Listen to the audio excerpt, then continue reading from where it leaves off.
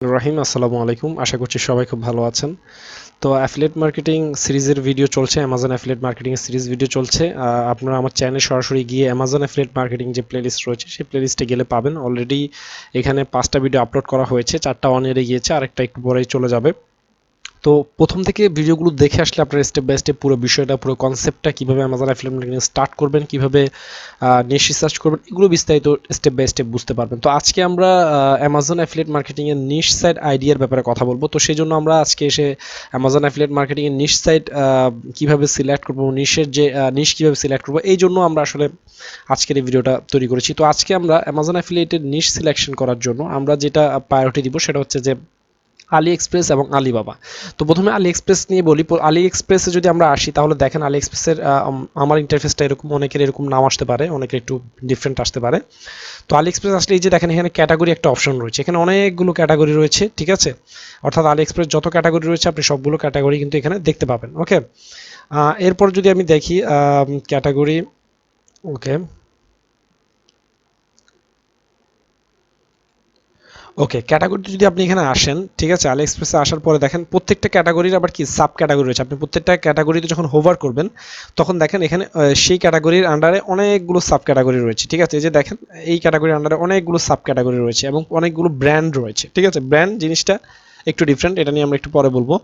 একটা প্রোডাক্টের মানে প্রোডাক্ট একটা ম্যানস ফ্যাশন, এখানে জ্যাকেট, তো জ্যাকেটের আবার বিভিন্ন ব্র্যান্ড হতে পারে, ঠিক আছে।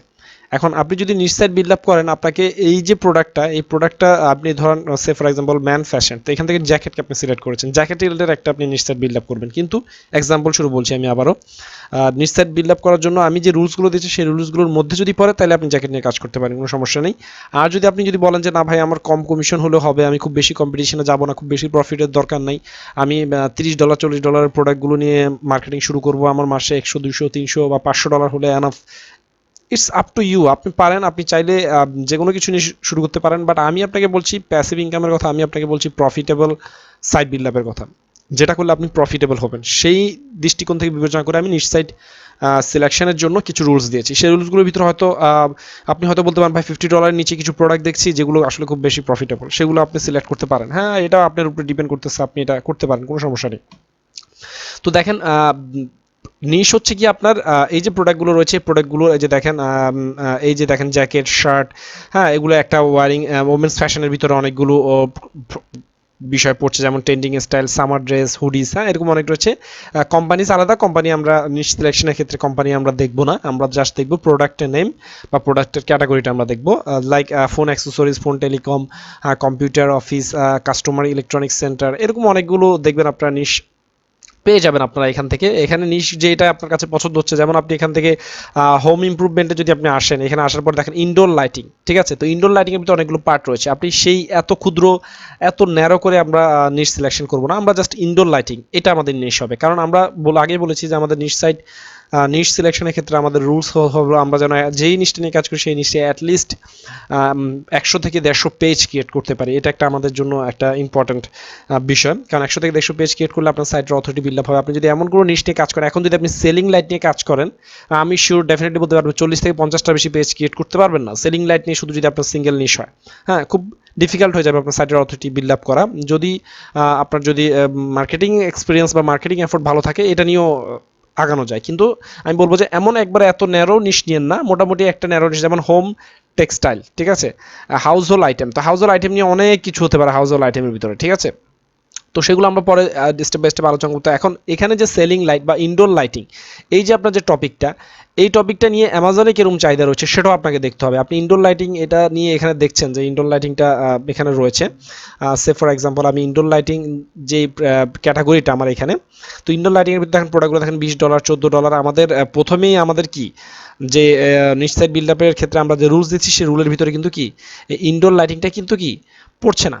ওকে, তারপরেও আমরা কি করব, এই যে ক্যাটাগরিটা আমরা এখানে সিলেক্ট করছি, আমরা যে কোনো ক্যাটাগরি যখন এখানে সিলেক্ট করব তখন আমরা অ্যামাজনে দেখবো এটার কি, যেহেতু আমাদের মূল মানি সাইট হচ্ছে আমাদের অ্যামাজন থেকে আমরা কি করব, প্রত্যেকটা প্রোডাক্ট নিব, আমরা আলি এক্সপ্রেস থেকেও নিব না, আলিবাবা থেকেও নিব না। ওকে, তো দেখেন আমরা অ্যামাজন থেকে আমরা দেখেন প্রোডাক্টগুলোর রিভিউ অনেক বেশি, ঠিক আছে, প্রোডাক্টগুলোর প্রাইসও আছে মোটামুটি। হ্যাঁ, তো প্রত্যেকটা প্রোডাক্ট দেখবেন যে অ্যাভেলেবেল প্রোডাক্ট অ্যামাজন আছে কিনা। আমি এগুলো বলেছি নিশ সাইট বিল্ড আপের ক্ষেত্রে যে রুলসগুলো দিচ্ছি সেই ভিডিওটা দেখলে আপনারা বুঝতে পারবেন যে আসলে কতটুকু এফেক্টিভ সেটা।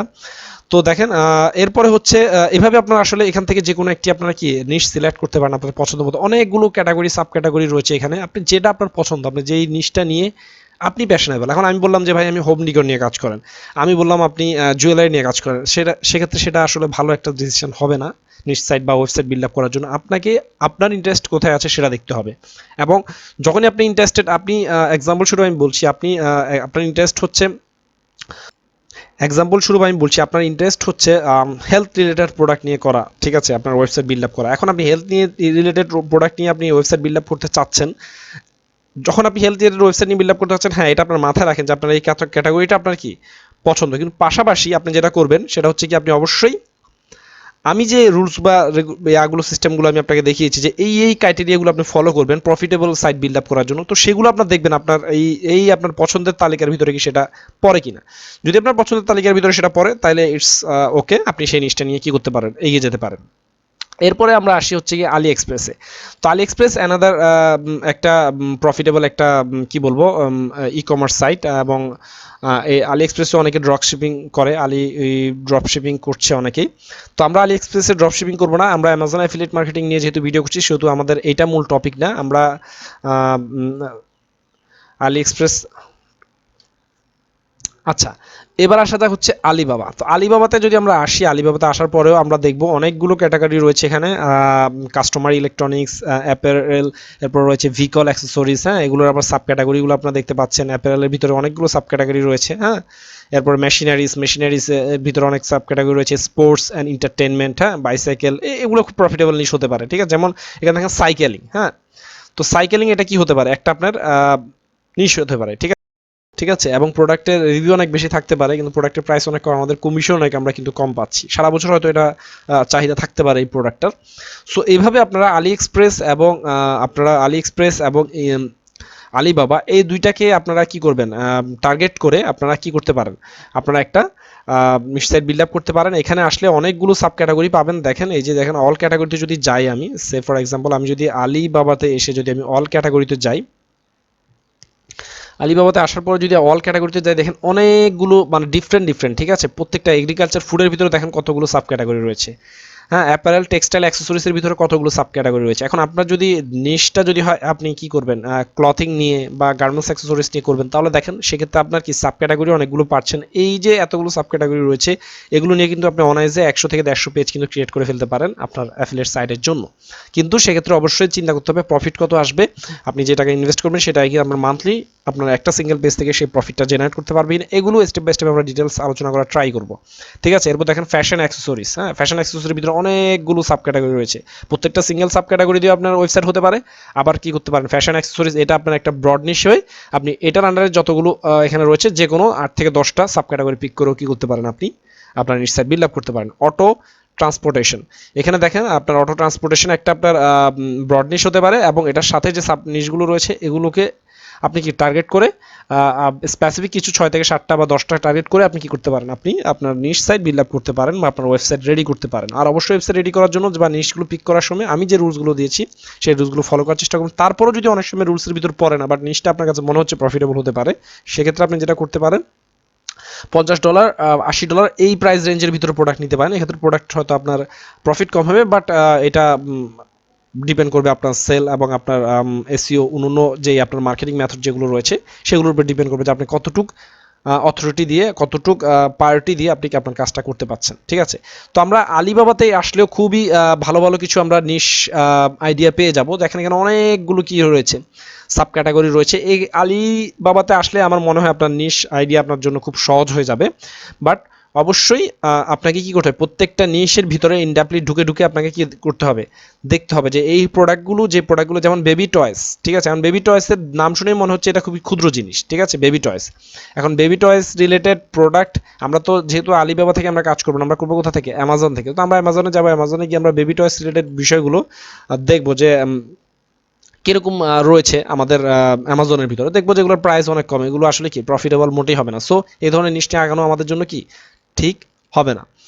তো আলিবাবাতে আসলে আপনারা অনেকগুলো সাব ক্যাটাগরি এবং সাব নিশ পেয়ে যাবেন। এবার আসেন এই কয়টা আলি এক্সপ্রেস, আলি এই বাবা এবং অ্যামাজন এগুলো আসার পরেও আপনি কি পাচ্ছেন না, নিশ আইডিয়া পাচ্ছেন না। তো আমি আপনাকে এক্সাম্পল স্বরূপ বলবো ওয়্যার কাটার, এটা আসলে খুবই জনপ্রিয় এবং খুবই পপুলার, অনেক কি বলবো রিচ একটা অ্যামাজন অ্যাফিলিয়েট সাইট। এই সাইটে আসলে আপনারা কি নিশ আইডিয়া পেয়ে যাবেন। যেমন দেখেন, এই যে দেখেন ইলেকট্রনিক্সে আসলে অনেকগুলো তাদের সাব ক্যাটাগরি রয়েছে, তারা অ্যামাজন অ্যাফিলিয়েট মার্কেটিং করছে বাট মাল্টি নিশ নিয়ে, কারণ যেহেতু জায়ান্ট একটা প্রতিষ্ঠান, তাদের ডিএ অ্যাপ্রক্স আমি জানি 70 আপ ডিএ, ডোমেন অথরিটি বা পেজ অথরিটি আরও বেশি। সো এখানে আসলে আপনারা কি এই সাইটটাতে এক্সাম্পল সব অ্যাফিলিয়েট মার্কেটাররা দেখায়, এটাতে দেখেন অনেকগুলো ক্যাটাগরি রয়েছে। আপনি চাইলে যে কোনো একটা ক্যাটাগরিকে পিক করে কি করতে পারেন, আপনার অ্যামাজন অ্যাফিলিয়েট সাইট বা ওয়েবসাইট বিল্ড আপ করতে পারেন। ওকে, আরও অনেকগুলো রিচ রিচ হিউজ যাদের সেল হয়েছে, যাদের বিলিয়ন ডলারের উপরে যারা ইনকাম করছে প্রতি মাসে, সেই রকম সাইটগুলোতে আপনি কি করবেন, আপনি যাবেন, যাওয়ার পরে সেখানে দেখবেন তারা আসলে কোন ক্যাটাগরি নিয়েগুলো নিয়ে কাজ করছে, আপনার সেখান থেকে কোনো ক্যাটাগরি বা কোনো সাব ক্যাটাগরি আপনার পছন্দ হয় কিনা বিস্তারিত ডিটেলস আপনি কি করবেন, দেখার চেষ্টা করবেন। এবং দেখার পরে যদি আপনার সেখান থেকে কোনো ক্যাটাগরি বা সেখান থেকে কোনো সাব ক্যাটাগরি যদি আপনার পছন্দ হয়, সেই জিনিসটা নিয়ে আপনি কি করতে পারেন, আগাতে পারেন। এটা আপনার জন্য একটা ভালো একটা রেজাল্ট বয়ে আনবে আমি আশা করছি। সো এইভাবে আপনারা আসলে অ্যামাজনের জন্য আপনারা নিশ সিলেক্ট করতে পারেন, এবং এটা সিলেক্ট করার জন্য আপনারা যেই ফর্মুলাগুলো আমি দেখালাম সেই ফর্মুলাগুলো আপনারা কি করতে পারেন, ফলো করতে পারেন। তো আগামী পর্বে আমরা দেখবো হচ্ছে যে কীভাবে কোনো প্রোডাক্টের সিজনাল এবং রিজনাল যে ইন্টারেস্টটা সেটা কীভাবে দেখতে হয়, যেটা অ্যামাজন অ্যাফিলিয়েটের জন্য কতটা গুরুত্বপূর্ণ সেটা আপনারা দেখতে পারবেন আগামী পর্বের এপিসোডে। সো ধন্যবাদ সবাইকে।